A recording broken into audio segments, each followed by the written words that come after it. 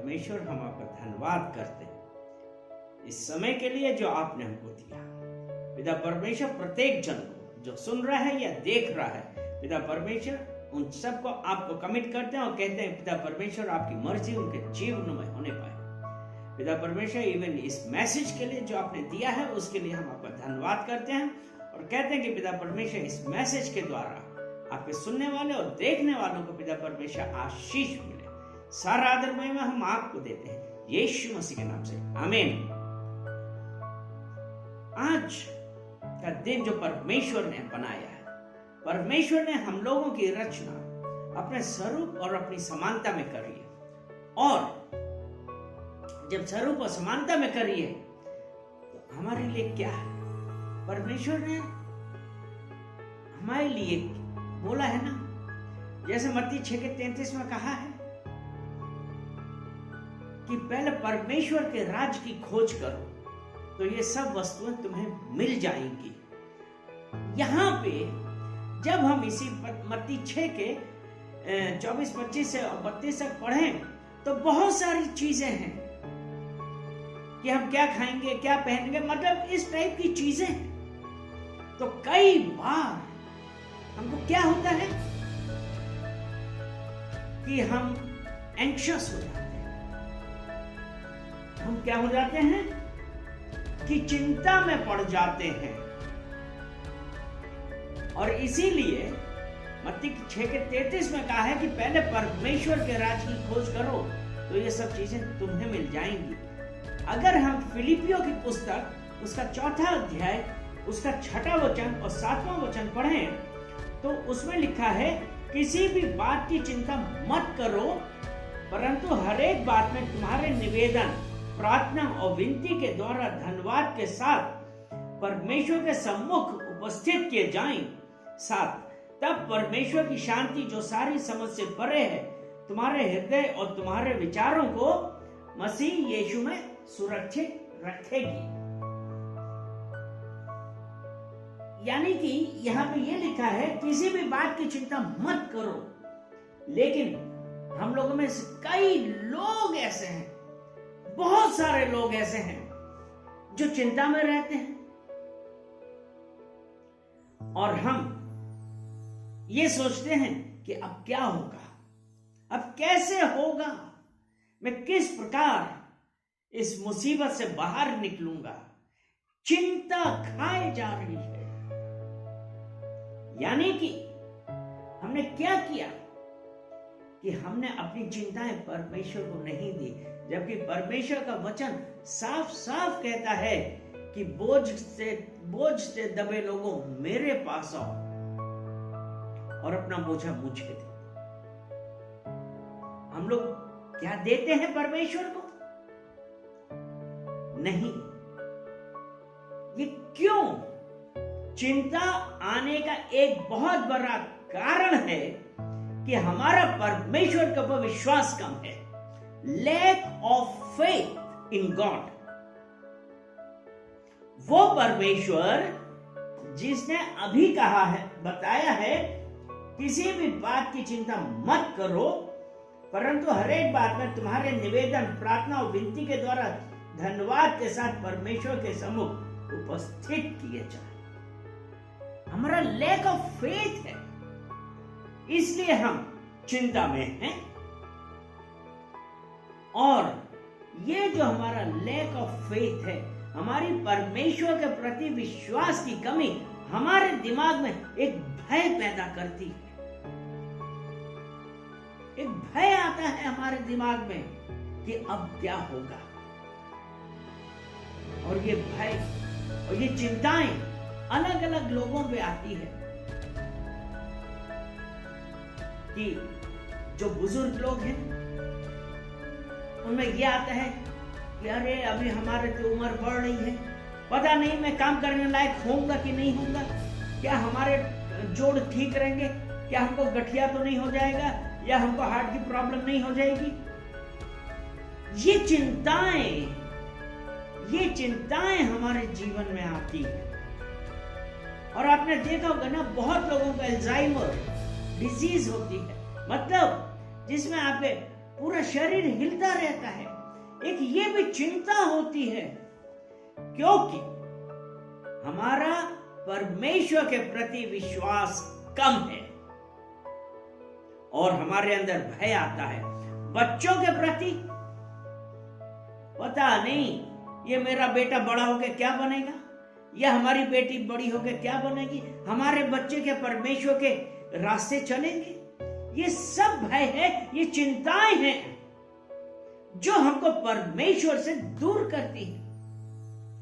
यानी कि हमारा परमेश्वर के ऊपर विश्वास कम है और हम अपने बोझ तले दबते जाते हैं।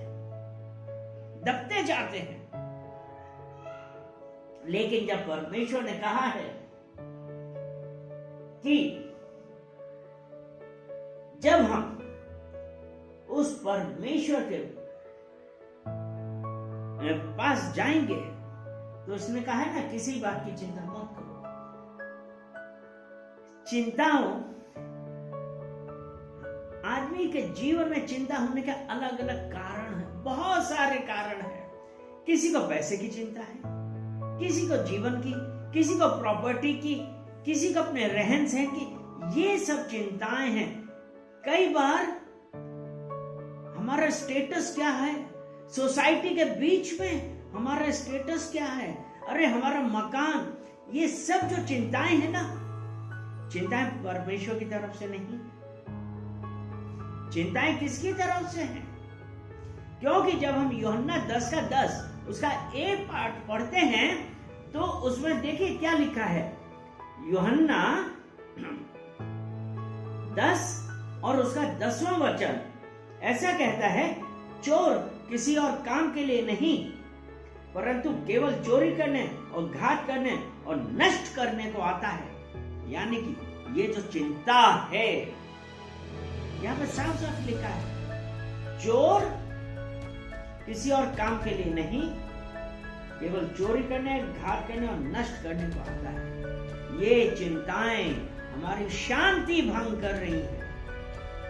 ये चिंताएं हमारे स्वास्थ्य पे असर डाल रही है। ये चिंताएं हमारे लोगों के साथ कंपेनियनशिप, फेलोशिप में असर डाल रही हैं। क्योंकि उन चिंताओं की वजह से आज हम में से कितने हैं कि उन चिंताओं की वजह से हम लोगों से बात करना भी नहीं पसंद करते हैं। हम चिड़चिड़ाने लगते हैं क्योंकि चोर आया चोरी करने, घात करने और नष्ट करने। मतलब हमारा जो रिलेशनशिप है वो नष्ट हो गई। आदमी से तो हो ही गई, संगी साथियों से तो हो ही गई, और सबसे बड़ी बात है कि हमारी परमेश्वर से भी नष्ट हो गई। और जबकि परमेश्वर के साथ हमारी सहभागिता कितनी जरूरी है। अगर हम यूहन्ना 14 जब हम परमेश्वर के पास आए तो देखिए परमेश्वर ने क्या कहा है। यूहन्ना 14 उसका 27 वचन कहता है, मैं तुम्हें शांति दिए जाता हूं, अपनी शांति तुम्हें देता हूं। जैसे संसार देता है मैं तुम्हें नहीं देता। तुम्हारा मन व्याकुल ना हो और ना डरे। परमेश्वर कहता है जब हम अपना बोझा, अपनी चिंताएं परमेश्वर को दें तो परमेश्वर ने ये कहा है कि मैं तुम्हें शांति दिए जाता हूं। और वो कैसी शांति है? वो शांति ये है जैसा संसार देता है मैं तुम्हें नहीं देता हूं। जब परमेश्वर की शांति हमारे अंदर है तो हमारे अंदर पीस है, कंफर्ट है। एक हमारे अंदर इस बात का निश्चय है कि अब हमारे जीवन में शांति होगी, चिंताएं मुझे नहीं खा सकती। लेकिन क्या हम इस बात के लिए तैयार हैं कि अपना बोझा परमेश्वर को दें? क्योंकि अब यूहन्ना 10 उसका दूसरा पार्ट देखें, यूहन्ना 10 और 10 उसका दूसरा पार्ट देखें, क्योंकि चोर किसी और काम के लिए नहीं। और इसके आगे लिखा है, मैं इसलिए आया हूं कि वे जीवन पाएं और बहुतायत से पाएं। यीशु मसीह ने कहा मैं इसलिए आया हूं आपको जीवन देने के लिए। और जीवन बहुतायत का जीवन अर्थात शांति वाला जीवन, क्योंकि अपना बोझा प्रभु को। क्या हम इस बात के लिए तैयार हैं? क्या हम परमेश्वर को अपना बोझा देने के लिए तैयार हैं आज? कि हम आज भी अब उस बोझे के तले चल रहे हैं? क्योंकि ये जो बोझा है ये हमको नष्ट करने आया है। हमारे सोशल लाइफ नष्ट हो गई, हमारा लोगों से संबंध खराब हो गया। क्यों? इस बात की चिंता है। इसलिए, और चिंता किस लिए होती? क्योंकि लैक ऑफ फेथ, विश्वास की कमी है। और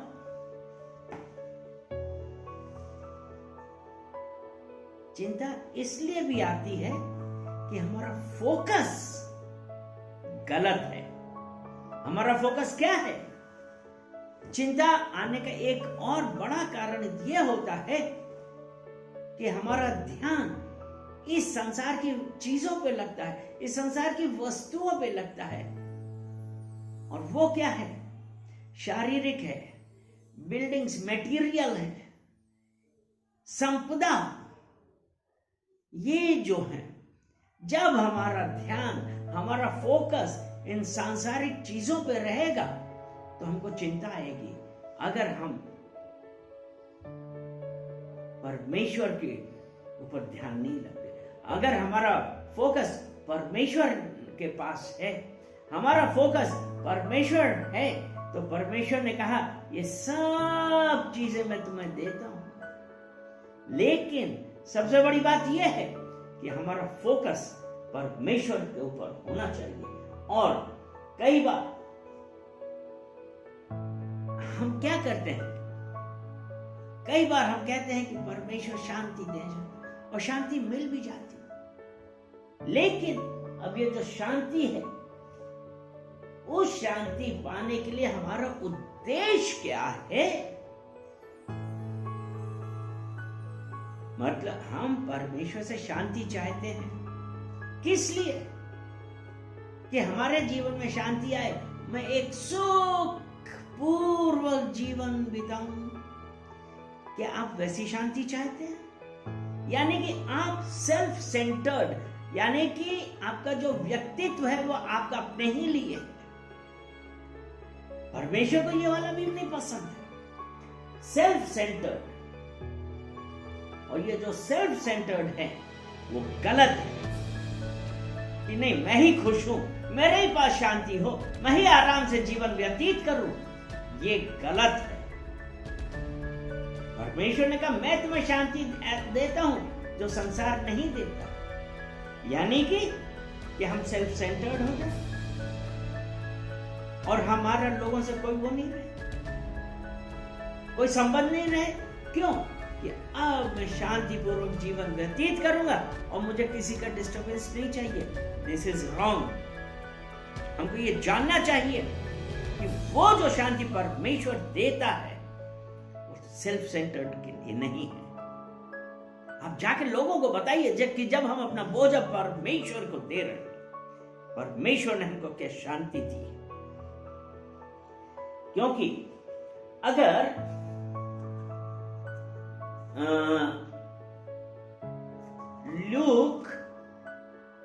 लूका उसका 8वां अध्याय और उसका 14 वचन देखें। 14 वचन, यहां पे ये बीजों का दृष्टांत है।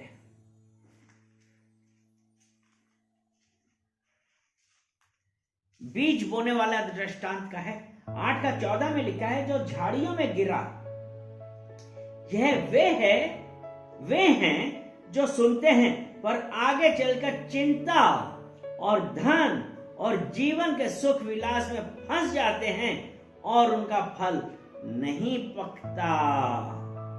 क्या आप ऐसी शांति चाहते हैं? क्योंकि इसमें यह लिखा है कि वो झाड़ियों में गिरा, जो परमेश्वर का वचन गए सुनने, शांति मिल गई, लेकिन झाड़ियों में गिरा, यानी कि कुछ दिन तक। लेकिन उसके बाद सांसारिक चीजों में ऐसा लिखा है ना, धन, अरे ऐसी शांति किसका, मतलब हम धन के लिए अपने जीवन के सुख विलास में फंस गए और हम ये चिंता करने लगे, हाय हमारे पास धन नहीं है, या हम धन पाने के लिए करने लगे ये चिंता कि धन हमारे पास कैसे आए, सुख विलास कैसे मिलेगा। ये सब है वो परमेश्वर, सबकी वचन कहता है कि do not be anxious about anything. जब परमेश्वर ने यह कहा कि जब हम उसमें फंस गए तो फिर हमको कहां मिलेगी शांति, क्योंकि अभी हम लोगों ने वचन पढ़ा फिलिप्पियों 4:6 में, किसी भी बात की चिंता मत करो। लेकिन वो जो सीड था, वो जो बीज था, वो झाड़ियों में गिरा, निकला, और उसके बाद क्या हुआ? लेकिन इस संसार के धन दौलत जीवन के सुख विलास में फंस जाते हैं। हम में से कितने हैं जो ऐसा करते हैं? इसलिए हमारे लिए सबसे बड़ी चीज क्या है कि हमको इन चिंताओं का, हमारे जीवन में जो चिंता है उसका रूट कॉज क्या है, उसका मुख्य कारण क्या है जो हमारे पास चिंता आई है, हमको उस पर फोकस करना है, हमको उस पर अपना ध्यान केंद्रित करना है कि इस चिंता, हमारे जीवन में चिंताओं का मुख्य कारण क्या है। क्योंकि अगर हमको मुख्य कारण ही नहीं पता होगा तो फिर हमारी चिंताएं तो दूर ही नहीं हो सकती। हमको मुख्य कारण ही दूर करना है, और मुख्य कारण दूर करने के लिए क्या है? यह है किसी भी बात की, परंतु हर एक बात में तुम्हारे निवेदन, प्रार्थना, और जब प्रार्थना लिखा है और निवेदन, क्या हर एक बात में तुम्हारा निवेदन, मतलब वो जो हमारा मुख्य कारण जो है उसके लिए, क्योंकि अभी मैंने बताया कि एंजाइटी, चिंता इज अ सिन, एक पाप है। तो इसके लिए हमको क्या करना है? हमको अपनी चिंताएं परमेश्वर के पास कन्फेस करनी है, स्वीकार करना है परमेश्वर के पास। उसके बाद क्या है? निवेदन है, उसके बाद है प्रार्थना। और जो प्रार्थना है, प्रार्थना में क्या है कि जब हम प्रार्थना करें, हम अपना हृदय को जांचें कि हम कैसे प्रार्थना कर रहे हैं। क्या हम सेल्फिश प्रार्थना कर रहे हैं? क्या हम सिर्फ अपने लिए कर रहे हैं? क्या हमारे लिए सेल्फ सेंटर्ड प्रार्थना है? और हमको क्या करना है? हमको कन्फेस करना है ऑल सिंस, जितने भी पाप या जितनी भी गलत बातें हमने करी हैं, प्रार्थना करने से पहले हमको सब कन्फेस करना है, परमेश्वर से माफी मांगनी है, अपने हृदय को जांचना है। क्योंकि यूहन्ना 4:24 ऐसा कहता है, यूहन्ना 4 उसका 24 कहता है, परमेश्वर आत्मा है और अवश्य है कि उसकी आराधना करने वाले आत्मा और सच्चाई से आराधना करें। इसलिए जब आराधना करें, परमेश्वर से प्रार्थना करें, अपने हृदय को जांचें। क्या हम जांच रहे हैं? कन्फेस योर सिन, पहला यूहन्ना। और एक चीज में और हमको अपने आप जांचना है कि आज जो हम प्रार्थना कर रहे हैं वो कैसी है। क्योंकि अगर हम सेल्फिश प्रार्थना करते हैं तो परमेश्वर से खुश नहीं होता है। और हम अपने हृदय में गलत बातें सोचते हैं। भजन संहिता 66 उसका 18 वचन, भजन संहिता 66 उसका 18 वचन कहता है, यदि मैं मन में अनर्थ की बात सोचता तो प्रभु मेरी ना सुनता। यानी कि जब हम प्रार्थना कर रहे हैं, हमको अपने आप जांचना, अपने हृदय को जांचना, अपने अंदर आप को जांचना है, हमको अपने सिन कन्फेस करने हैं। क्योंकि जब हम सिन कन्फेस करेंगे, जब हमने अपने सिन कन्फेस किए, यहां पे ये क्या है कि यदि मैं मन में अनर्थ की बात सोचता तो प्रभु मेरी ना सुनता। लेकिन प्रियो, यहां पे एक अच्छी बात है जो पहला यूहन्ना उसका पहला अध्याय और उसका 7वां वचन उसमें कहता है, पर यदि जैसा वह ज्योति में है वैसे ही हम भी ज्योति में चले तो एक दूसरे से सहभागिता रखते हैं और उसके पुत्र यीशु का लहू हमें सब पापों से शुद्ध करता है। और 9वां वचन कहता है, यदि हम अपने पापों को मान लें तो वह हमारे पापों को क्षमा करने और हमें सब अधर्म से शुद्ध करने में विश्वास योग्य और धर्मी है। यानी कि अगर हम अपने पापों को मान लें, क्योंकि अगर हमारे मन में अधर्म है तो परमेश्वर हमारी प्रार्थना नहीं सुनेगा। परमेश्वर ऐसी प्रार्थना से प्रसन्न नहीं होता अगर हमारे मन में किसी के प्रति भी कड़वाहट है।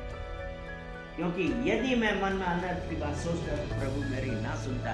इसलिए कन्फेस योर सिन। उसके बाद है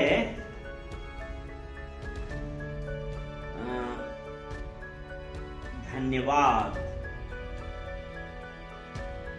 फिलिपियो 4 और धन्यवाद के साथ परमेश्वर, और जब हमको धन्यवाद के साथ, अभी हमको किस बात के लिए धन्यवाद देना है? पिता परमेश्वर ने जो हमारे लिए किया, मतलब कब? अभी पहले किया। और सॉवरेनिटी ऑफ गॉड, यानी कि परमेश्वर की सर्वे सर्वा है, सर्वे सर्वा है, परमेश्वर सब कुछ है। हाँ, और सॉवरेनिटी ऑफ गॉड, पहले जो परमेश्वर ने हमारे साथ किया उसके लिए हमको धन्यवाद देना है, और फिर कि परमेश्वर सब कुछ है। आप जो हमको कर रहा है आज के टाइम में, क्योंकि अगर हम जब आज के टाइम में, तो हमको पहला थेसलोनिको उसका 5 और उसका 18 वचन पढ़ते हैं।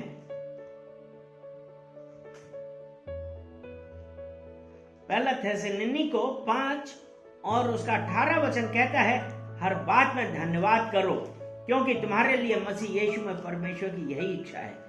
आज के लिए उस परमेश्वर, सर्वशक्तिमान परमेश्वर के लिए धन्यवाद करो। हर बात पे धन्यवाद करो, हर बात पे। क्योंकि अगर आप सोचें कि हमारे साथ तो गलत हुआ, आप इस बात का धन्यवाद करिए कि परमेश्वर ने बड़ा कुछ होने से पहले ही इसी में खत्म कर दिया। धन्यवाद करिए परमेश्वर को, हर बात पे धन्यवाद करिए।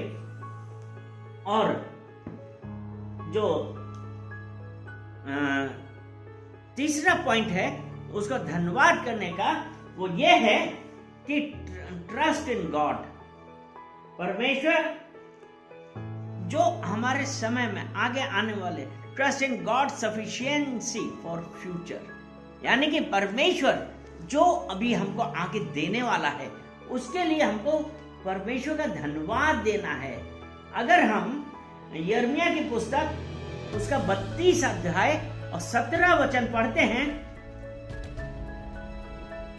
ये कहता है, हे प्रभु यहोवा, तूने बड़ी सामर्थ और बड़ी बढ़ाई हुई भुजा से आकाश और पृथ्वी को बनाया है, तेरे लिए कोई काम कठिन नहीं है। धन्यवाद दीजिए कि परमेश्वर आपके लिए कोई काम कठिन नहीं है। जो स्वर्ग और पृथ्वी को बनाया है, आकाश और पृथ्वी को बनाया है, तेरे लिए कोई काम कठिन नहीं है। आप चिंताओं में मत पड़िए, बस परमेश्वर को धन्यवाद दीजिए कि परमेश्वर के लिए कोई भी काम कठिन नहीं है।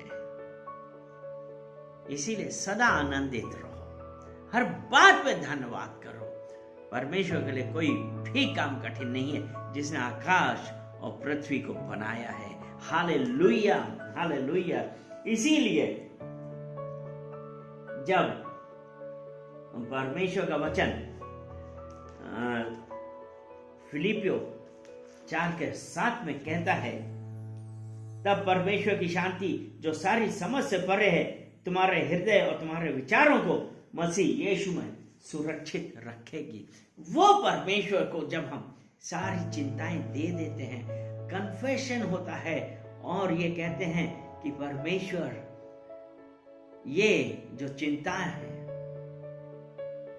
ये मुझे आपसे दूर रखिए, लेकिन आज मैं अपनी सब जो भी हमारे दिमाग में है, I am confessing all my since, तो परमेश्वर आपको शांति देगा। और वो शांति जो सारी समझ से परे है तुम्हारे हृदय और तुम्हारे विचारों को मसीह यीशु में सुरक्षित रखेगी। मैं धन्यवाद देता हूं पिता परमेश्वर, मैं आपका धन्यवाद देता हूं कि आज आपने अपने वचनों के द्वारा हम लोगों को बतलाया कि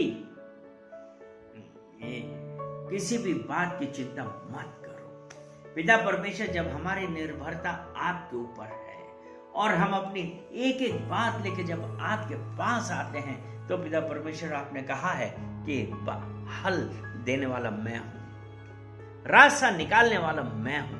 पिता परमेश्वर, मैं धन्यवाद देता हूं ये जितने भाई बहन देख रहे हो, सुन रहे हैं और किसी भी बात की उनको चिंता है, पिता परमेश्वर आज मैं प्रार्थना करता हूं कि पिता परमेश्वर उनको उन चिंताओं से मुक्ति दिलाइए, क्योंकि सत्य, मार्ग और जीवन आप हैं। Jesus said, I am the way, the truth and the life. पिता परमेश्वर, मैं प्रार्थना करता हूं हर एक जन के कि उनको रास्ता दिखाइए और उनको इन चिंता से मुक्ति देके अपनी शांति से भर दीजिए। सारा आदर महिमा हम आपको देते हैं यीशु मसीह के नाम से। आमेन, आमेन एंड आमेन।